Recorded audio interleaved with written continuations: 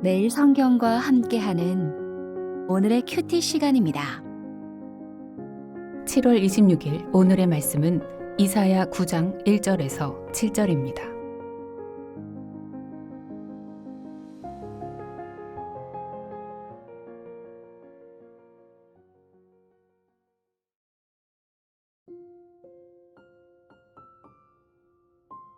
전에 고통받던 자들에게는 흑암이 없으리로다. 옛적에는 여호와께서 스불론 땅과 납달리 땅이 멸시를 당하게 하셨더니 후에는 해변길과 요단 저쪽 이방의 갈릴리를 영화롭게 하셨느니라. 흑암을 행하던 백성이 큰 빛을 보고 사망의 그늘진 땅에 거주하던 자에게 빛이 비치도다. 주께서 이 나라를 창성하게 하시며 그 즐거움을 더하게 하셨으므로 추수하는 즐거움과 탈취물을 나눌 때의 즐거움같이 그들이 주 앞에서 즐거워하오니 이는 그들이 무겁게 맨 멍에와 그들의 어깨의 채찍과 그 압제자의 막대기를 주께서 꺾으시되 미디안의 날과 같이 하셨음이니이다. 어지러이 싸우는 군인들의 신과 피 묻은 겉옷이 불의 섭같이 살라지리니 이는 한 아기가 우리에게 낳고 한 아들을 우리에게 주신 바 되었는데 그의 어깨에는 정사를 메었고 그의 이름은 기묘자라 모사라 전능하신 하나님이라 영존하시는 아버지라 평강의 왕이라 할 것임이라. 그 정사와 평강의 더함이 무궁하며 또 다윗의 왕좌와 그의 나라에 군림하여 그 나라를 굳게 세우고 지금 이후로 영원히 정의와 공의로 그것을 보존하실 것이라. 만군의 여호와의 열심히 이를 이루시리라.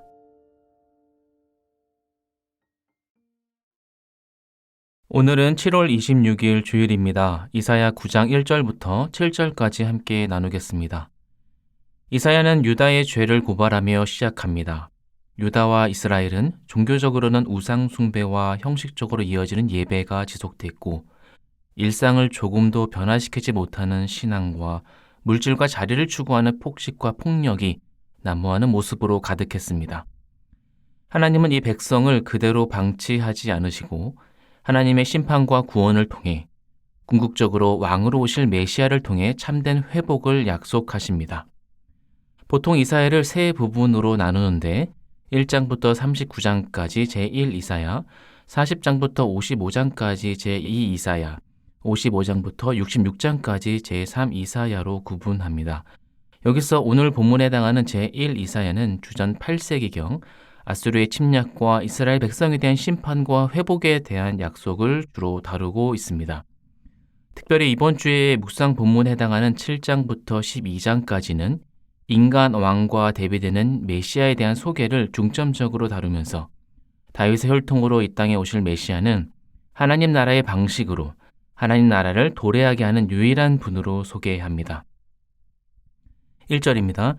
이사야는 남유다를 중심으로 활동하는 선지자이지만 오늘 본문을 보시면 북이스라엘을 향해서도 하나님의 약속을 선포하는 모습을 볼 수 있습니다. 앞전까지만 해도 북이스라엘은 아수르의 침략을 받았고 북이스라엘뿐만 아니라 주변국 아람까지도 이미 아수라에게 무릎을 꿇었습니다. 타락의 끝을 모르고 추락하는 이스라엘을 향하여 하나님은 강대국의 칼을 심판의 도구로 사용하셨고 그 결과 북이스라엘의 스불론 땅과 납달리 땅은 멸시를 받게 됩니다.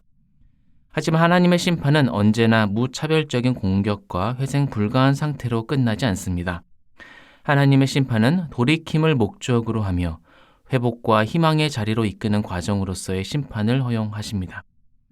그래서 하나님의 단호한 심판의 여정은 따스한 어루만짐으로 이어지는데 해변길과 갈릴리, 더 나아가 이방인이 거주하는 지역까지 하나님의 손길이 펼쳐져 있음을 1절에서 확인할 수 있습니다. 2절에서 3절에서는 하나님을 떠난 백성이 하나님을 다시 마주할 때 나타나는 현상을 묘사합니다. 하나님을 떠난 백성은 2절에 흑암에 행하던 백성입니다. 또한 사망의 그늘진 땅에 거주하는 자입니다. 그들은 북이스라엘의 멸망으로 고통받던 자들입니다. 스불론 땅과 납달리 땅에 머물던 자들입니다. 하지만 하나님은 심판 이후에 회복의 빛을 비추어 주셨습니다. 이 빛은 흑암에 행하던 백성에게 빛으로 나타납니다. 사망의 그늘진 땅에 거주하던 자에게 빛으로 비추어집니다. 사망의 음침한 골짜기를 다닐지라도 우리가 다시 일어설 수 있는 것은 바로 주께서 우리와 함께 하시기 때문입니다. 하나님을 다시 마주한 백성은 창세기의 회복이 제한되는 듯합니다. 창성하고 번성하고 즐거움이 땅에 충만해집니다. 고통과 흑암은 사라지고 빛과 회복이 대신 채워집니다. 하나님을 떠난 수적인 풍요는 타락의 근간을 마련하지만 하나님과 함께한 풍요는 회복의 증거가 됩니다. 하나님과 함께한 회복은 외적인 풍요만 가득하지 않고 내적인 충만함이 늘 동반됩니다. 그들은 전쟁에서 승리한 자가 되어 전리품을 나누듯이 탈취품을 나누고 주 앞에서 즐거워합니다. 하나님의 함께하심은 어둠을 빛으로 몰아낼 수 있고 결핍을 외적으로 내적으로 가득한 풍요로 바꿀 수 있습니다. 우리의 현 주소가 회복의 근거가 아니라 하나님의 일하심이, 하나님의 함께하심이 회복의 근거가 되기 때문입니다. 그래서 이어지는 본문인 4절에서 7절까지는 회복과 구원의 근거를 구체적으로 다룹니다. 4절입니다. 이는, 즉 왜냐하면 그들이 무겁게 맨 멍에와 그들의 어깨의 채찍과 그 압제자의 막대기를 누가? 주께서 꺾으셨기 때문입니다. 라고 말합니다. 멍에와 채찍과 막대기를 이스라엘의 백성의 고통을 가중시키는 대표적인 물건들입니다. 그런데 그 모든 물건을 주께서 꺾어버리십니다. 매일성의 독자 여러분, 여러분 삶에서 하나님의 평화를 깨고 회복을 가로막는 상황들은 무엇입니까? 여러분을 괴롭히고 여러분의 가정을 피폐하게 하는, 여러분의 공동체를 계속 분열시키는 악의 재료는 무엇입니까?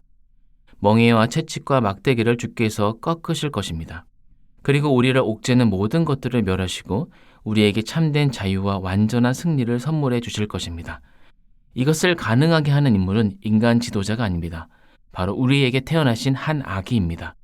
그는 온 세상의 통치자로 오실 것이고 뛰어난 모사와 전능하신 하나님과 영존하시는 아버지와 평강의 왕으로 오시는 분입니다.